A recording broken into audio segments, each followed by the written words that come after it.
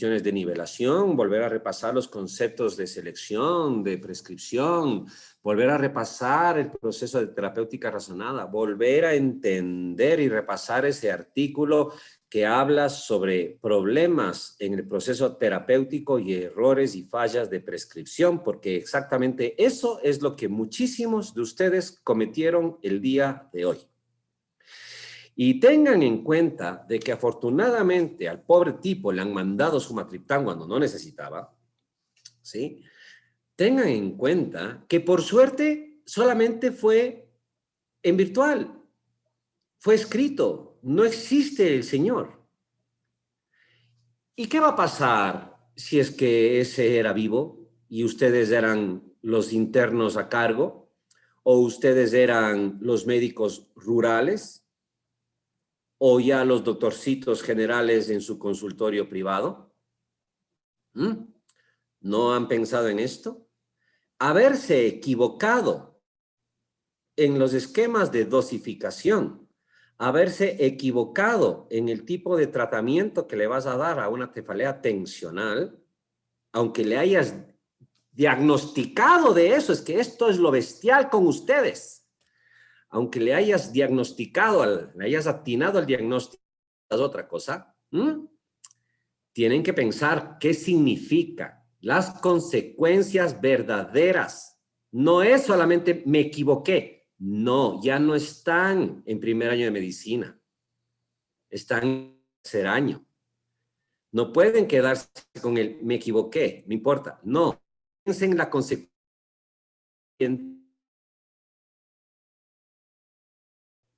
¿Y entonces qué? ¿Cobrarle la consulta iba a ser correcto, adecuado, o era más bien una injusticia, una forma de robar, engañar y hacer fraude y trampa y encima de decir soy el doctorcito? Irán pensando.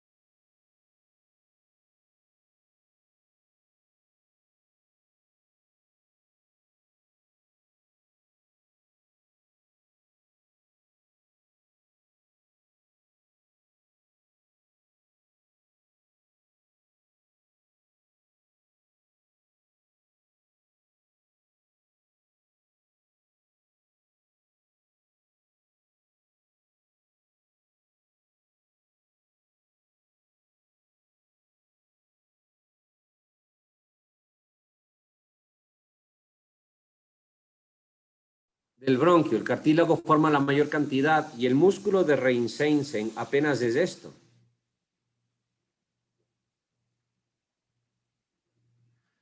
Y por lo tanto, una de las dudas que existían era siempre, ¿por qué a pesar de que estamos broncodilatándole, relajándole a este músculo, por qué a pesar de esto los cuadros siguen empeorando? Y la explicación estaba a nivel de lo que es la mucosa, porque si la mucosa normalmente tenía que estar por aquí, el descontrol de las células inflamatorias va creando tumefacción y esto obviamente este edema, con todo ese infiltrado linfoplasmocitario, va llevando...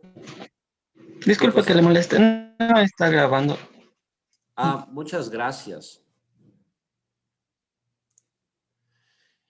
Y entonces esto va llevando este proceso inflamatorio a que cada vez sea más tumefacta esta mucosa, y al ser más tumefacta, lógicamente este calibre se acorta.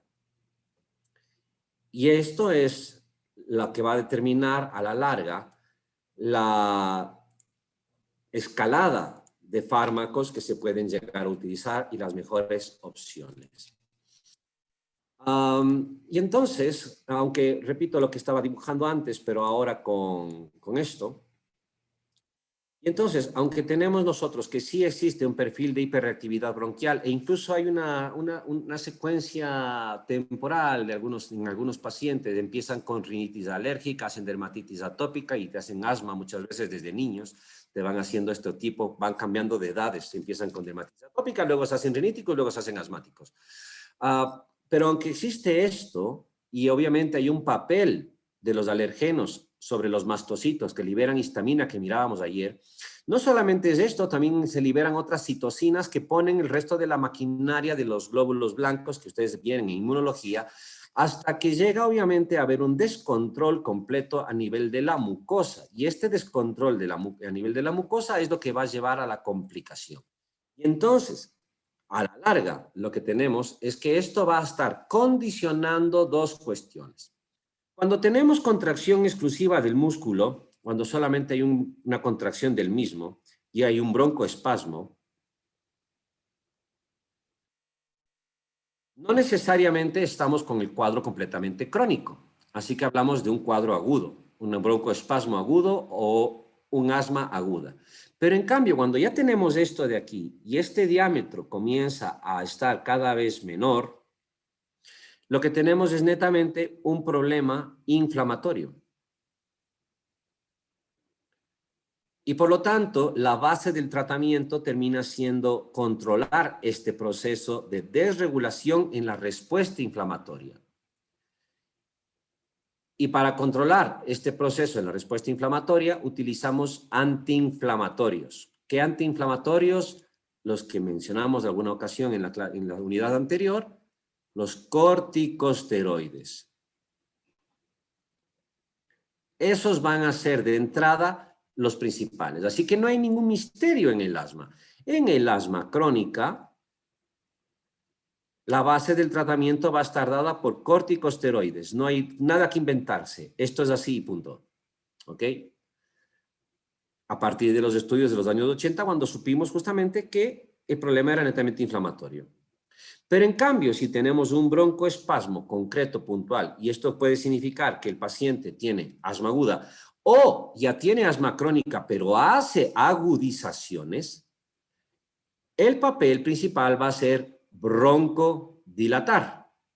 Y para broncodilatar, la primera opción de tratamiento va a ser utilizar lo que el cuerpo normalmente usa, que es estimular el receptor beta 2.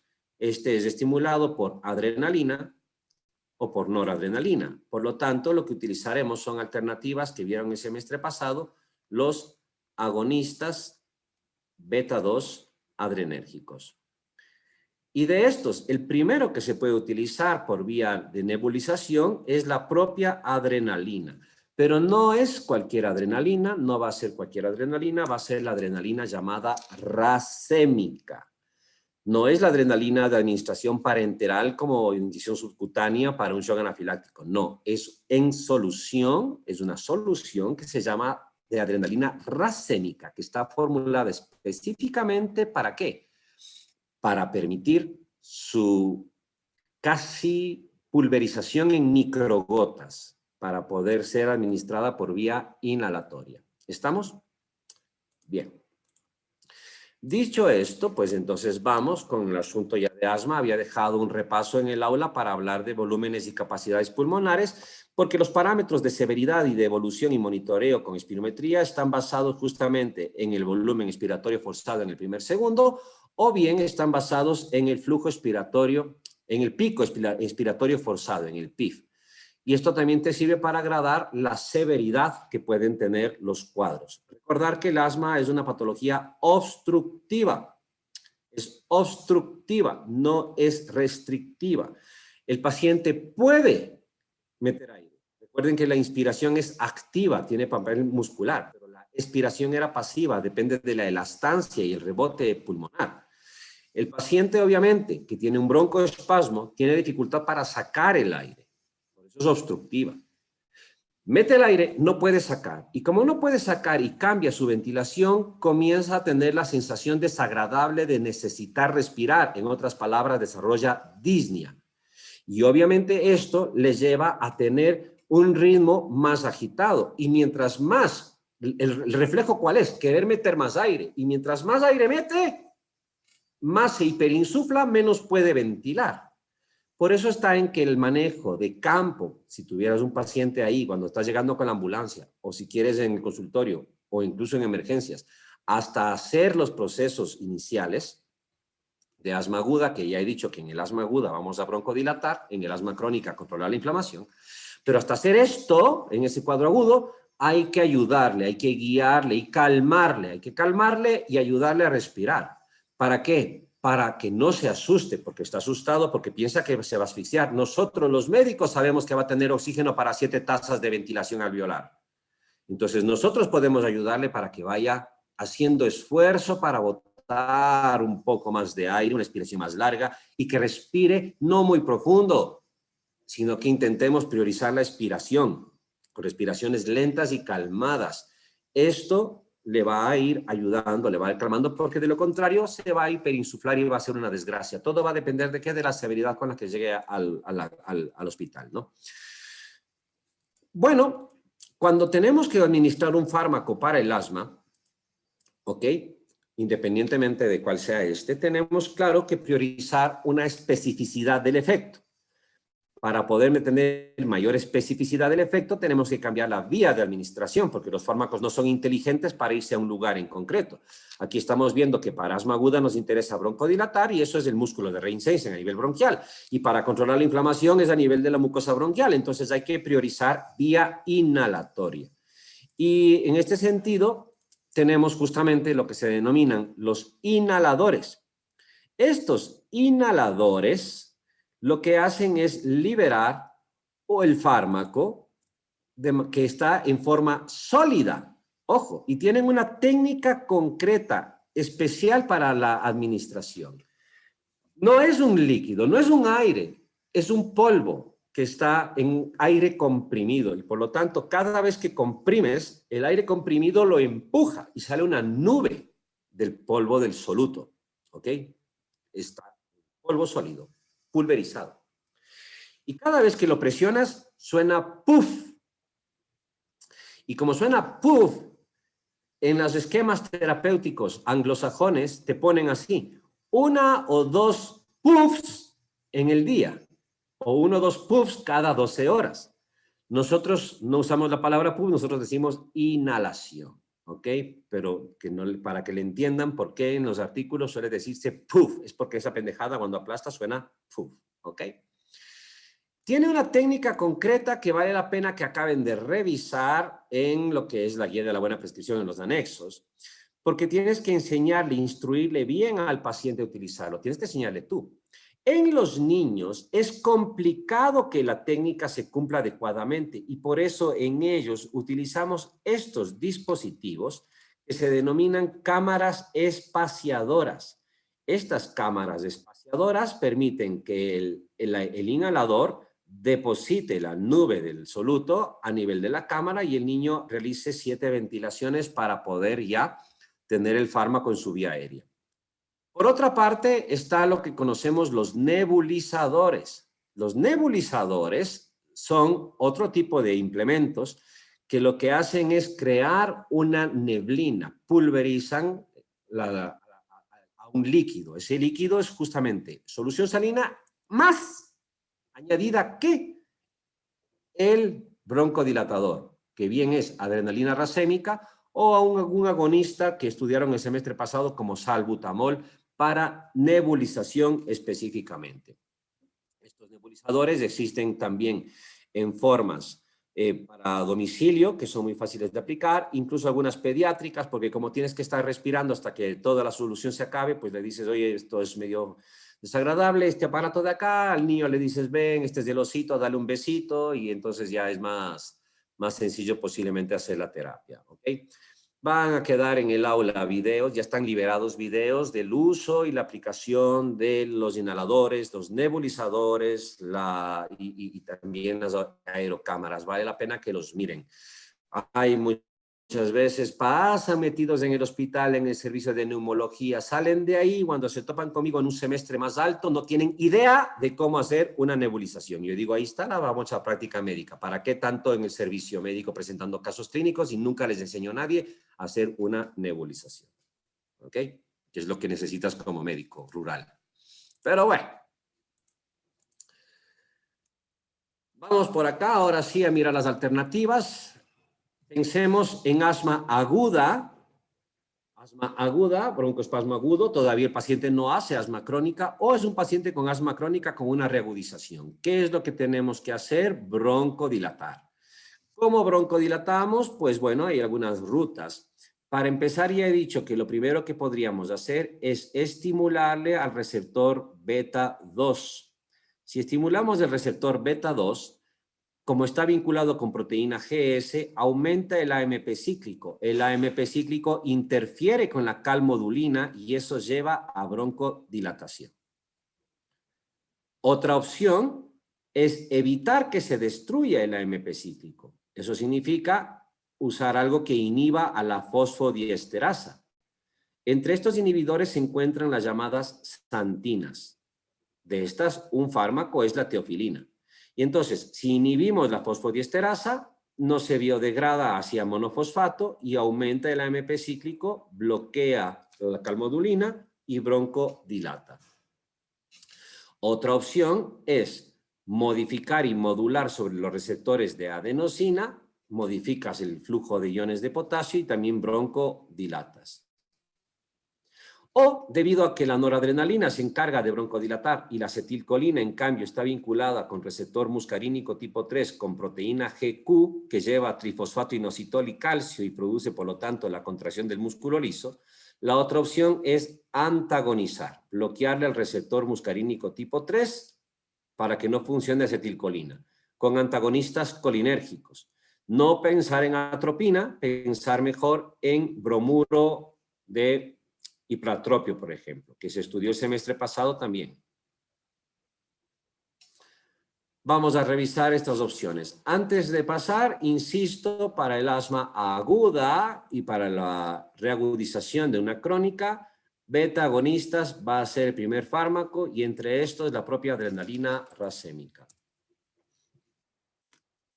Bien, esto es lo que estamos mirando acá. Tenemos el receptor muscarínico, si bloqueamos con ipratropio, con tiotropio, no tendremos trifosfato, no se forma el complejo de calmodulina, no se fosforila la miosina, se relaja el músculo liso. Dos fármacos, dos principios activos que vieron el semestre pasado, bromuro de tiotropio y bromuro de ipratropio. Se prefiere generalmente el bromuro de ipratropio por un mejor perfil de seguridad. Reacciones adversas, lógicamente boca seca la principal, pero cuando lo damos por nebulización podríamos tener efecto anticolinérgico y recuerden que la acetilcolina provocaba miosis y en este caso, por ejemplo, la fuga del bromuro de ipratropio a través de la máscara de nebulización que está usándose en este caso, se prefieren las vocales, como las bucales, mejor dicho, las que solamente metes la boca. Ha fugado y fíjense en cómo ha provocado el anticolinérgico midriasis en un ojo y el otro, en cambio, está normal. En otras palabras, una anisocoria. Una anisocoria. Pero el bromuro de ipratropio no va a ser fármaco de primera elección en el asma aguda, ni tampoco en las reagudizaciones, ni en la crónica. Va a ser un fármaco de tercera opción cuando estamos combinándole a otras alternativas. Pero va a ser diferente en el enfisema pulmonar. El enfisema pulmonar, el paciente previamente tuvo bronquitis crónica y el enfisematoso produce muchas secreciones. Y el bromuro de ipratropio, como es un anticolinérgico, va a secar secreciones bronquiales. y va a disminuir el exceso de las mismas. Así que, más bien, en enfisema pulmonar con bronquitis crónica se va teniendo más preferencia de empleo primero al bromuro de ipratropio. ¿Ok? Todos estos, insisto, son preceptos del semestre pasado. Respecto a los agonistas beta 2, desde que a inicios del siglo se identificó adrenalina y noradrenalina, claro, después se sintetizaron algunos, como la isoprenalina, que no era selectiva por receptores beta 1 o beta 2, pero que en cambio sí era un poco más específica para receptores beta y ya no afectaba a los alfa. Posteriormente, en la década de los 70, ya teníamos lo que se conocían como agonistas beta 2 de corta acción, el representante principal salbutamol, por eso se llaman SABA, por Short Action Beta Agonist. Para la década de los 90 ya estaban comercializados varios LABA, los Long Action Beta Agonist, los agonistas beta adrenérgicos de larga acción, como el salmeterol. Y en los últimos 10 años han asomado incluso los de ultra larga acción, Sin embargo, no son más eficaces, se sigue empleando principalmente salmeterol y salbutamol. Como este es de corta actividad, ya se imaginarán que el de solución, en solución, sirve para nebulización. Salmeterol solamente existe para tratamiento de asma sostenido. Hay varios nombres de principios activos: isoproterenol, albuterol, metaproterenol, salmeterol, formoterol, fenoterol. Tener cuidado, por favor, a repasar estos nombres y aprenderlos, porque también los bloqueadores beta adrenérgicos terminan en ol. No confundir, por ejemplo, metaproterenol, que es un agonista beta 2, con metoprolol, que en cambio es un bloqueador beta adrenérgico.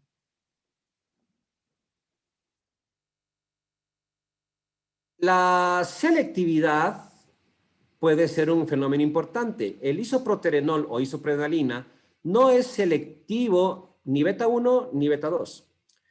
A nivel del corazón, hay un 15 a 25% de receptores que son de tipo 2 y por lo tanto puede ser estimulado de entrada.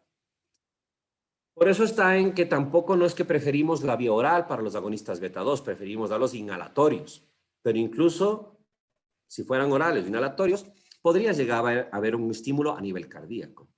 Si es que no fuera selectivo, con más razón estimularía receptor beta 1 y beta 2, y eso provocaría palpitaciones, taquicardia, ¿sí? Y nerviosismo y todo eso. ¿Qué tenemos aquí? Una curva de dosis-respuesta. Y en esta curva de dosis-respuesta, obviamente aquí tenemos lo que sería la broncodilatación dada justamente por el parámetro espirométrico del FEV1, que insisto, lo había dejado en el aula para que lo repasen. Y aquí estaría la dosis, en el eje de las abscisas.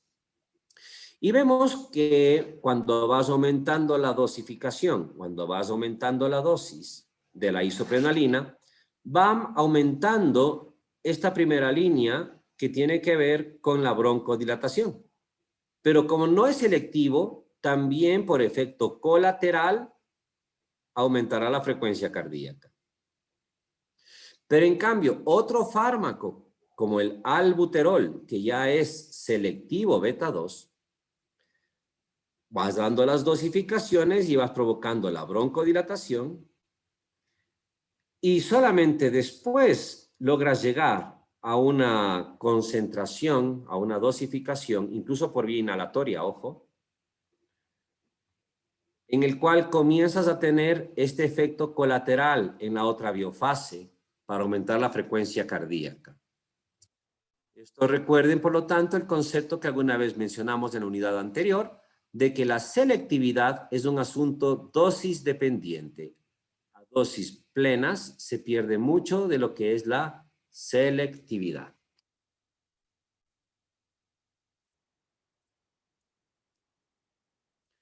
Los agonistas beta adrenérgicos son importantes en el ataque agudo del asma o en el asma que todavía no se ha cronificado, porque también inhiben la liberación de histamina en los mastocitos, porque recuerden que aquí existe receptor alfa 2 adrenérgico y obviamente el estímulo adrenérgico, el estímulo, perdón, el receptor beta 1 y beta 2, y el beta 2 a este nivel también va a inhibir justamente la liberación. Y adicionalmente, el receptor beta en las células caliciformes y en el cilíndrico ciliar de la mucosa respiratoria normal favorecen el movimiento mucociliar. ¿Cuál es el problema? Que no tienen efecto en la inflamación crónica y por lo tanto, si no tienen efecto en la inflamación crónica, no van a ser primera línea de tratamiento para el asma crónica, que ya dijimos que eran los corticoides. Lo que mencionaba antes, ejemplos de agonistas de corta acción como el albuterol, aunque el inicio de acción es en 5 minutos, hay una variación en la duración del efecto, ¿sí? Entre 4 a 8 horas y por eso administras el fármaco también de 4 a 6 horas. Pero en cambio otros de larga acción como el salmeterol se demoran un poco más en actuar, pero ya lo puedes pautar solamente 2 veces en el día. ¿Cuándo vamos a estar utilizando estos agonistas beta 2? Reinsisto en el pensamiento. Si es que el paciente tiene un asma aguda todavía o broncoespasmos puntuales, agonistas de corta acción. Y entonces vamos a usar esquemas de rescate después en el asma crónica. Ya dijimos que la base van a ser los corticoides. Y si está con corticosteroides inhalatorios 2 veces en el día, a veces el paciente puede decir, a veces tengo broncoespasmo. Bueno, si tienes broncoespasmo ocasional al mediodía, ¿sabes qué? Haz rescates. Recuerden la palabra rescate que usábamos en dolor. Haz rescates con salbutamol. Pégate 2 puffs o un puff. Pero si después en una visita te dice, preguntas, ¿y cómo estás usando los rescates? Dice, no, es que tengo que usar a media mañana y al mediodía y a media tarde y antes de la noche y también a la madrugada. No, pues ya no puedes seguir con el de corta acción. Ya te ves forzado ¿a qué?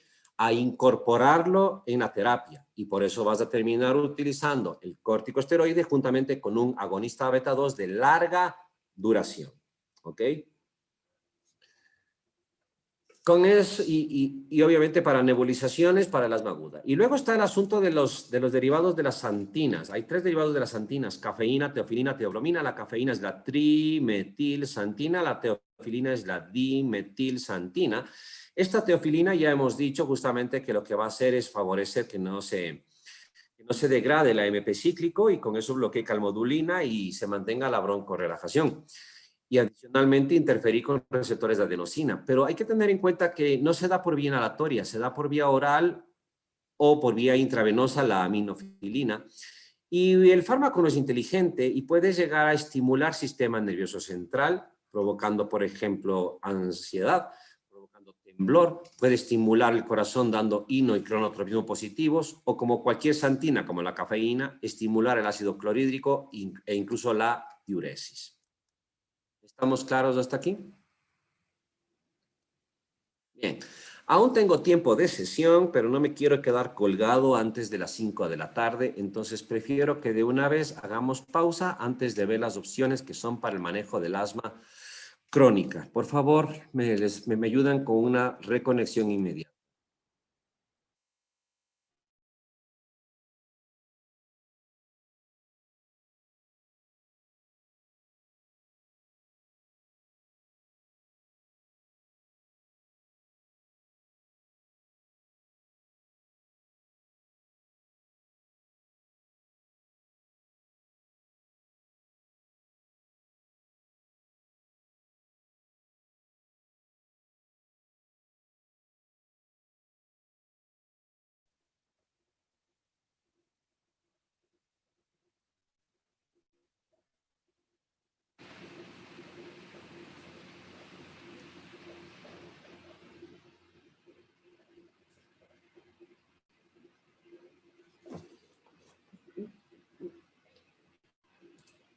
Bueno, continuamos.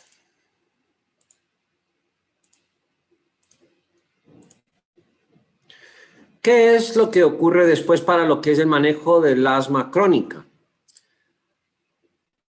Lo principal van a ser los corticosteroides porque van a modular toda la respuesta inflamatoria. Todo. ¿Ok? Por eso está marcado aquí, miren, en verde, que los corticosteroides hacen todo esto. Ya los vamos a mirar. Pero hay otras opciones. Por ejemplo, una de las posibilidades podría ser evitar el papel de la histamina en el receptor H1 a nivel bronquial, que produciría broncocontracción. Por eso es que mencionábamos que un antihistamínico antiguo, como el ketotifeno, se empleaba, pero ya está en desuso. La otra posibilidad podría ser interferir con las vías de los leucotrienos.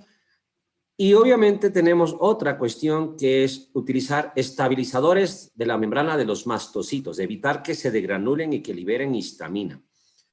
Como antihistamínicos ya no se emplean y los corticoides son la base del tratamiento. En los países que tienen 4 estaciones y que puede haber cuadros que solamente se desarrollan en niños en las épocas de primavera, por ejemplo, o incluso en otros lugares, pero que todavía no quieres entrar a corticosteroides, una opción inicial puede ser utilizar los estabilizadores de membrana celular, como las cromonas. Son 2 fármacos, el cromolín de sodio o el nedocromil. Estos también son en polvo y también se dan en inhalador, en aerosol, en otras palabras. Lo que hacen es alterar el canal de cloro, entra el cloro, se negativiza la membrana, no se despolariza, si no se despolariza, no se degranula, no libera histamina. ¿Qué problema hay con esto? Que no sirven para el manejo de un asma aguda, no pueden provocar broncorelajación. ¿Para qué se emplean? Sobre todo para la profilaxis. Entonces, en estos cuadros que decía relacionados con la primavera.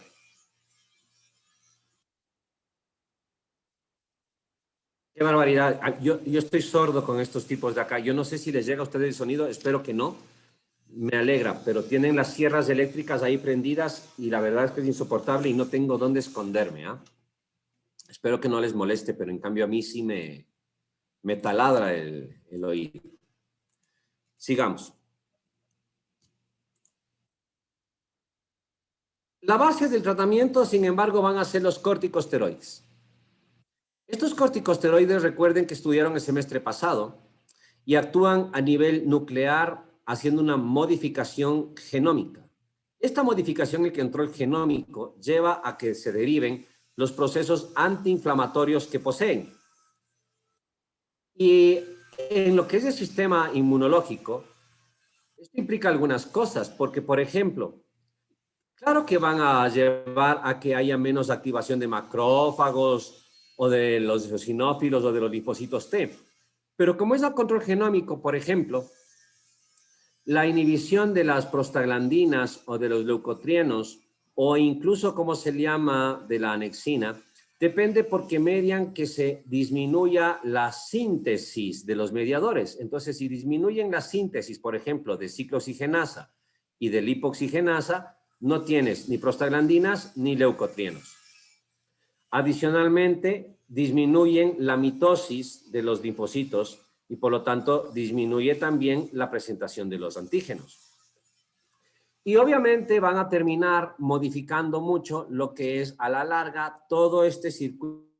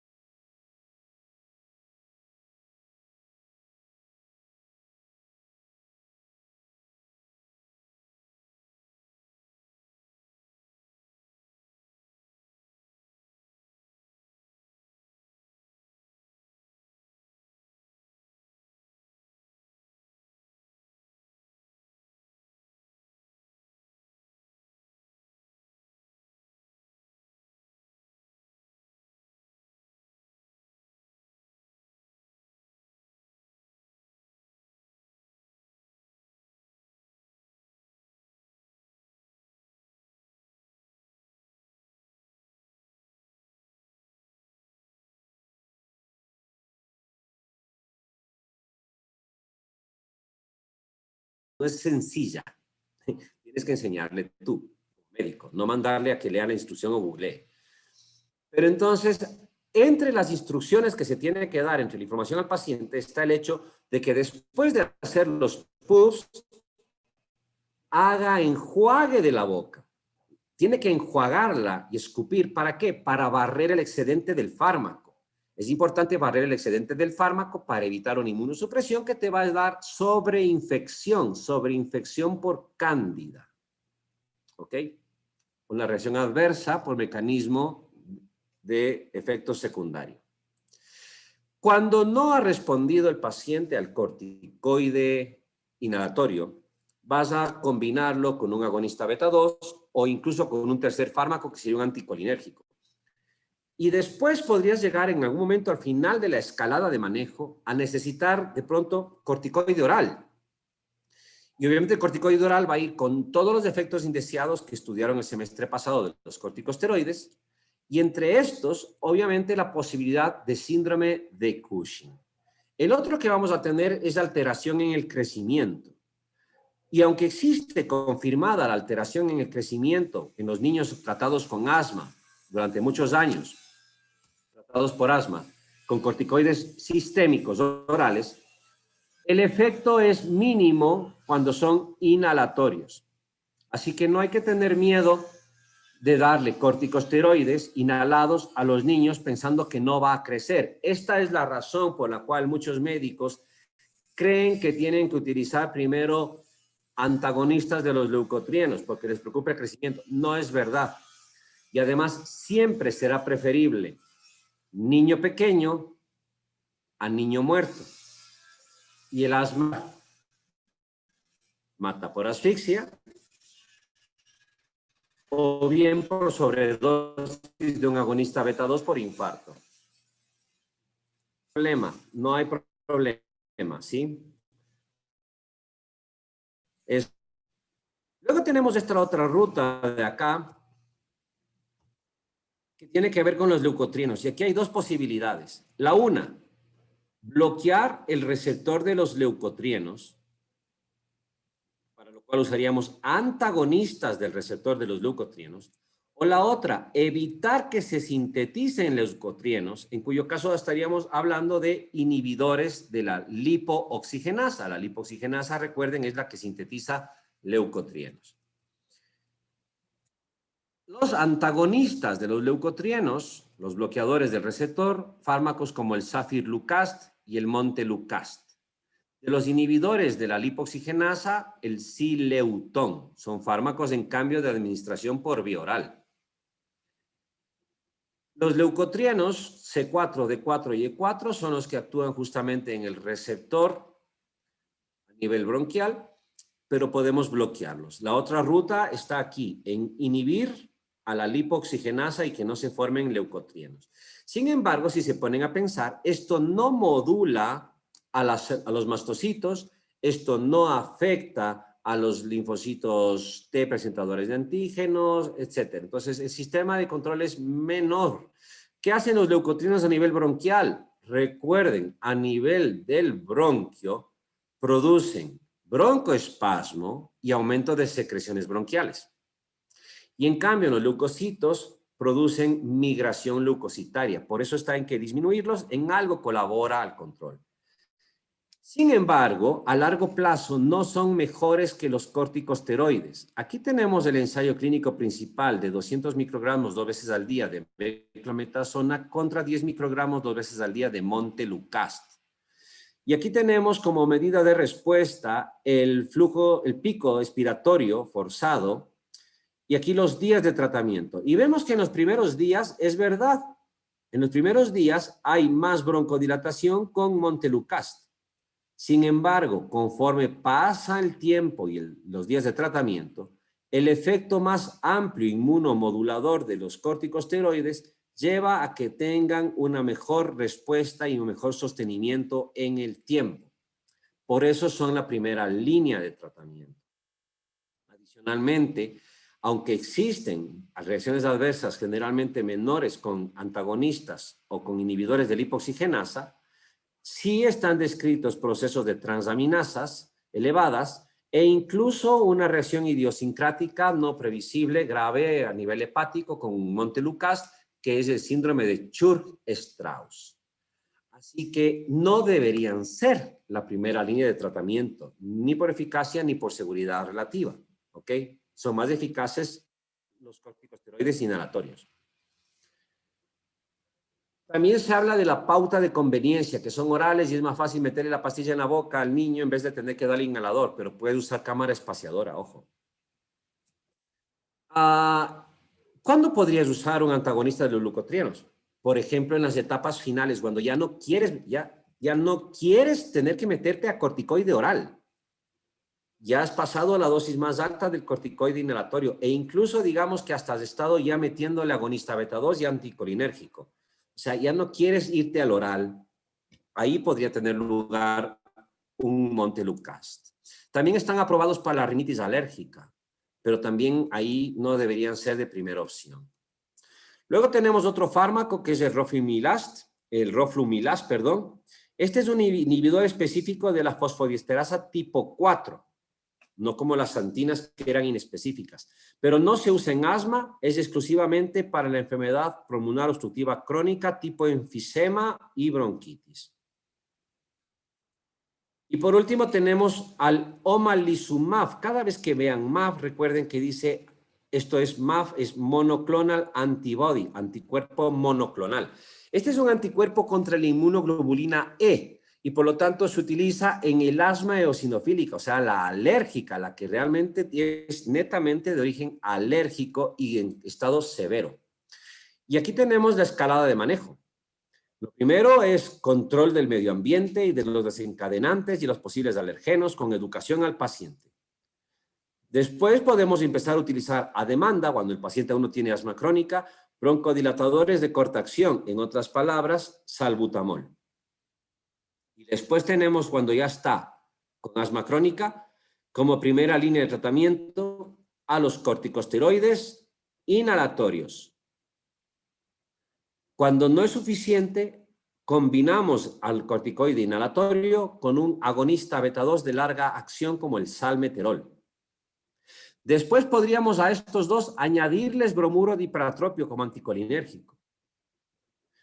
Y solamente al final están, por ejemplo, ya los corticosteroides orales, las santinas e incluso el anticuerpo contra inmunoglobulina E. Esto es lo que acabo de mencionar, no se alcanza a leer, entonces lo paso rápido, pero son etapas en las que vas subiendo. ¿Cuándo tienes que mandar al paciente con asma al neumólogo? Porque verán, asma es de medicina general, aunque no tengas espirometría. Cuando el paciente en el cual no logras alcanzar un buen control del asma en el paciente y estás haciendo las cosas bien, cuando la paciente tiene asma persistente severa, o sea, ¿eso qué significa? Que no hay respuesta de broncodilatación y está la técnica correcta también. Esto era a partir del FEV1, les dije, y entonces cuando está entre 60 y 80 es asma leve, entre 40 y 60 es asma moderada y menos de 40 del predictivo es asma severa. En los menores de 5 años con asma persistente o moderada también es criterio para relegar. Y obviamente si es una exacerbación que pone en riesgo la vida del paciente. En definitiva, hemos visto todos estos fármacos para el asma y para enfermedad pulmonar obstructiva crónica. Ya mencioné de que iban a ser preferibles los antimuscarínicos como el bromuro de ipratropio. Para la rinitis alérgica, mastocitos y corticosteroides, preferibles justamente a los inhibidores de los leucotrienos, cuya evidencia científica es bastante incierta y dudosa. Ya está. ¿Preguntas de asma? Doc, yo tengo una pregunta. Teniendo en cuenta la acción leucocitaria de los corticosteroides, ¿es recomendable el uso de este en pacientes inmunosuprimidos o inmunodeprimidos? ¿O se prefiere otro tipo de fármaco? Que tenga, tú dices, un asma y al mismo tiempo esté con inmunosupresión. Exacto. Bueno, dependería de qué es la inmunosupresión, porque verás, si es que está con inmunosupresión debido a una enfermedad autoinmune y tú le estás inmunosuprimiendo con corticoides sistémicos, ya está. Ya está recibiendo el corticoide, ya no le vas a dar inhalatorio. No sé si me explico. Es una chica adolescente, 14 años, hace lupus eritematoso sistémico. Le vas a meter corticoides para inmunosuprimirle y tiene asma Ya está con el corticoide, por ejemplo. ¿Ok? Que si es que tiene... Bueno, ahí tal vez tengas que estarte jugando con otras opciones, porque el riesgo de sobreinfección va a ser mucho más alto. Fíjate que la inmunosupresión, la causa va a determinarlo. ¿Por qué? Porque si es un VIH y está con contagio bajo de CD4, no va a ser una buena idea el corticoide inhalatorio. No porque le haga efecto sistémico, sino porque el paciente ya de entrada es más susceptible a tener efectos de inmunosupresión respiratorios, o sea, sobreinfecciones respiratorias. Ya de entrada es más susceptible. Así que ahí ya no es una buena alternativa. Eso ya es terapéutica razonada, David, lo que acabas de hacer. Y diríamos, no, no le va a ir bien y vamos a intentar más bien aquí sí, en utilizar otros sistemas de modulación. Posiblemente estaremos hablando de agonistas de larga acción juntamente con anticolinérgicos, por ejemplo. ¿Ok? Porque si utilizas los de... Y aquí podrían venir estabilizadores de membranas, por ejemplo, también como una opción si fueran niños, por ejemplo, o podrían venir también los propios antagonistas de los leucotrienos, confiando en que solamente tengan un efecto a nivel bronquial. El problema es que son sistémicos. Y los antagonistas de los leucotrienos disminuyen migración leucocitaria sistémica y están asociados también con sobreinfecciones. Entonces tampoco no es que serían una excelente opción, fíjate. ¿Ok? Terminaríamos casi hablando ahí sí. Usemos santinas. Las santinas están casi al final, ya en ese paciente hospitalizado que ya estaba con corticoide oral y tiene una exacerbación. Ya le hiciste la nebulización con salbutamol. No responde cómo se llama tampoco a la dosis de hidrocortisona sistémica que le has dado por intravenoso, ya tienes que meterle santinas, ¿ok? Entonces, tendríamos que volver a los esquemas antiguos. En lugar de ser corticosteroides o antagonistas de leucotrienos, comenzar a usar bloqueador, agonista beta-2, anticolinérgico y alguna santina bioral como la teofilina. ¿Alguna otra pregunta? Pero esa sí sería, esa condición clínica, David, sería criterio para referir. Pero puedes mandarle ya con algo, hasta mientras. Y cuando hagan referencia de un paciente, tienen que hacerlo bien. No solamente paciente con asma, no sé qué hacer, vea usted. No, tendrías que exponer, por ejemplo, el proceso de terapéutica razonada, ¿no? Y el problema, claro, exacto, paciente con inmunosupresión, ¿sí? Que tiene tal asma moderada, que no resta beta-adrenérgico ni el otro, o sea, para mandarlo. ¿Alguna otra pregunta? ¿No? Bueno, me imagino que han de tener alguna otra clase a las 5, salvo que tengan hora libre, pero igual, hasta ahí estamos en asma. Seguiremos en la siguiente clase con ya otras cosas. Se ha abierto recurso ya en el aula de repaso de asma y de los mecanismos para administrar los fármacos. Por favor, vean los recursos. Una buena tarde. Espero que se haya entendido. ¿Se entendió algo? ¿Se aprendió? Sí, Doc. Sí, Doc. ¿No estuvo aburrida? No. Para nada. Vale, me alegra. Hasta mañana, una buena tarde. Ojalá que ya no tengan más clases. Gracias, Doc. Hasta mañana. Hasta mañana, Doc. Mañana, Doc. Gracias, Doc. Hasta mañana. Gracias, Doc. Chao.